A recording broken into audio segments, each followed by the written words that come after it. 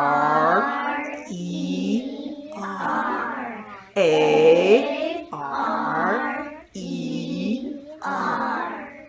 A R E R U. Happy, happy, happy. Are you sad, sad, sad? Are you happy, happy, happy? Are you sad, sad, sad? Teaching sight words. It's like a major part of what you do as a teacher.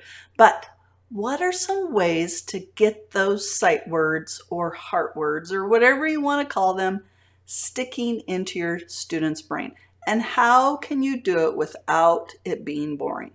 Well, the key is variety, and the key is attacking it a bunch of different ways. Today, you are going to get a bunch of different ways to help you teach sight words to your kids.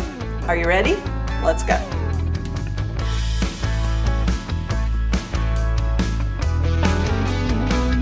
Hi, my name is Angie, and I was in the classroom for 25 years, and for part of those years, I taught in kindergarten and first grade classrooms where teaching sight words is a really big deal, right? It's like one of the major things that when you're doing your lesson plans, you're like, these are the sight words for this week. This is how we're going to do it. It's a very big deal. And so let's go over a few ways for you to help your students learn their sight words. The first one is sounding it out. You give them the strategies for sounding out. Now, yes, I know these sight words, many of them, they cannot sound out, but it always should be the first strategy. If they see the word and, hopefully they're not going right? They're going and, and, right? It should always be the first strategy to connect the letters to the sounds to try and make sense. Because if they're just spouting off some random word, you know they're not attending to the letters that are there. Sounding out is one of the first steps. So sometimes what I would do is when I'm introducing the sight words, I would make the sight words part of our morning message. And when I came to that word, I would say, urge. Oh, this is one of our words for this week. We're going to sound it out. Let's see if it's one of those words that we can sound out. So they knew right away, oh, that's a strategy I could use with this word that I'm going to practice all year. But sometimes it was not a word you could sound out. And so we would form other strategies around our sight word. But start with sounding out. It's easiest. Okay. Second, study what the word looks like. So over here, here's a little video of what I would do to help my students figure out what the words look like. As you can see, I'm writing the word and then each letter has a box. Is it a small box, a tall box, or a low box? All right. And so they get to see what form or shape this word looks like. Now, this just helps them to attend to the word even more. It gives us an opportunity to interact with this word even more. If the sounding out hasn't worked with clicking in their head, then maybe the shape will help click in their head, right? And the more they write it, the more you read it together, the more they practice reading it by themselves, the more it's going to get cemented into their head. All right. Another thing I like to do with this strategy is compare it to other words because other words have the same exact shape. Other words have the same exact letters. How is this word different than this word? How is it the same as this word that we already know? So that they can start making some connections on what the words, how they're the same and how they are different, which when we're teaching kids to read, that's one of the major things, right? How is this word look similar, sound similar, look different, sound different than the words around it? It makes them realize that each word is special. When you have a kid that, again, is just spouting off words as they're reading, it's like, whoa, whoa, whoa, whoa, whoa. they don't have that skill. They're just trying to make sense and just, oh, no, you have to read the word that is there. Use what the author used. The third strategy is to write it, and read it. Practicing writing the word over and over again in crayon, in sand, in paint, with stamps, with Play-Doh. It really does help some students to do that task. It makes them see it in different forms, and it helps with that. Then put it in a sentence. Put it in a sentence like this. Put it in a sentence like this. I like dogs. I like cats. I like birds. I like fish. Okay? So put the word in like a sentence that they can read by themselves over and over and over. So here they are writing it. And then the last step after you write it is to read it. They practice reading it.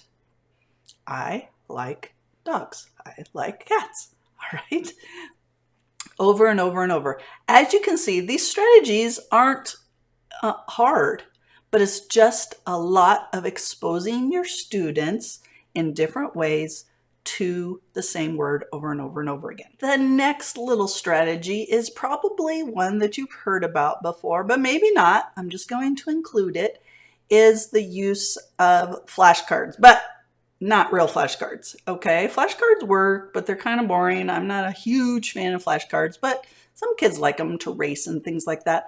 But maybe do like breath boxes and do flashcards. So a breath box is well, let me show you over here what a breath box looks like. So it's just a bunch of your sight words in a line that what you try to do is read them all in one breath, okay? So you could do the breath boxes like this. They're like a flashcard. Or you can take your flashcards, and a lot of times I would put our sight words on kids' rings. And basically I did that so that I could keep track of the ones that they knew and the ones that they didn't know. But you can take a deep breath and you go through the cards, the flashcards, and you see how many you can do in one breath. It's just a little bit of a game, a challenge to get them to practice the sight words that they already know. Now, you only do this after they know them pretty well. If they're still at the spot that they're like, is it and? Then don't have them do that, because this is just to practice their fluency and to get them to know them even more by heart, okay?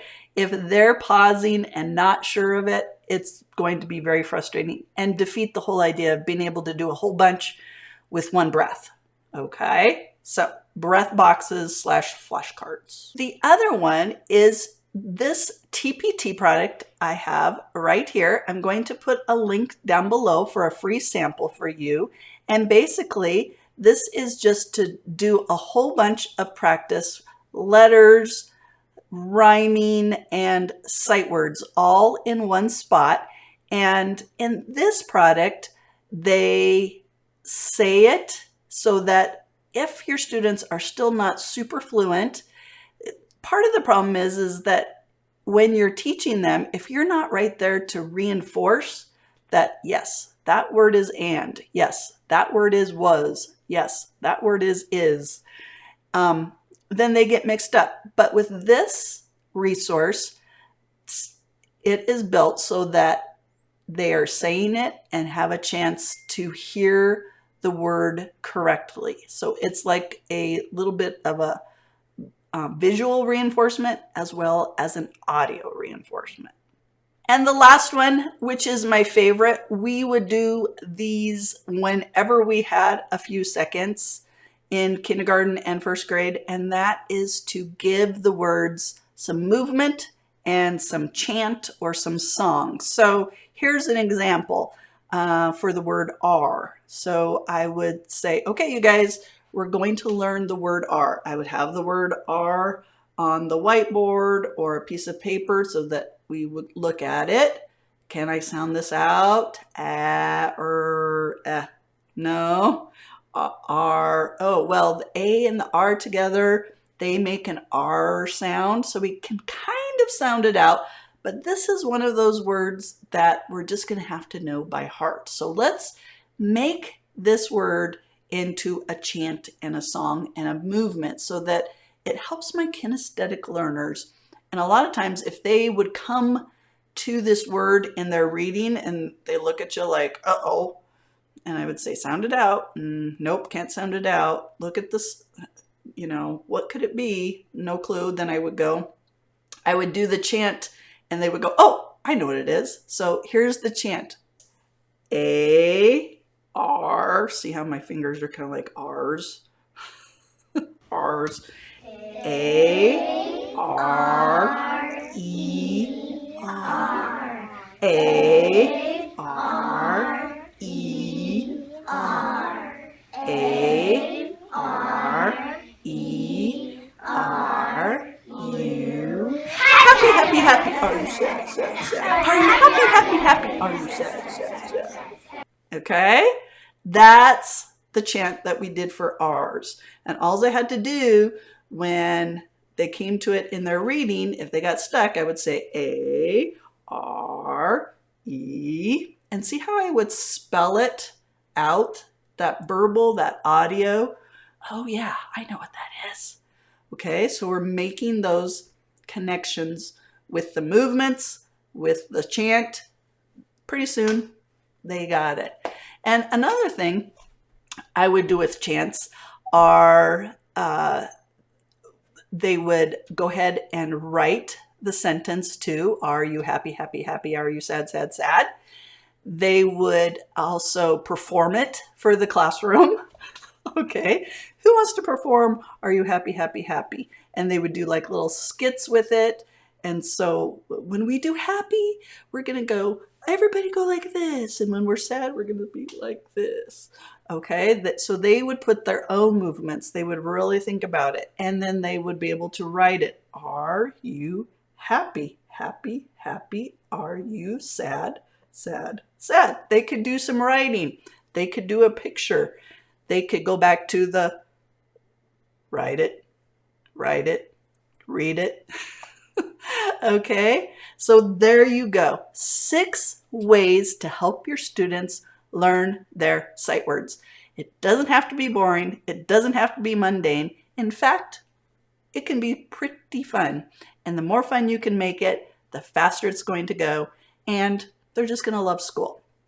All right, I hope you loved today's video. Go ahead and hit the like and subscribe button because you will get notified when more videos like this to make your teacher life better come out. Remember, the creator of the universe loves you, and I think you're pretty amazing too. I will talk to you later. Bye-bye.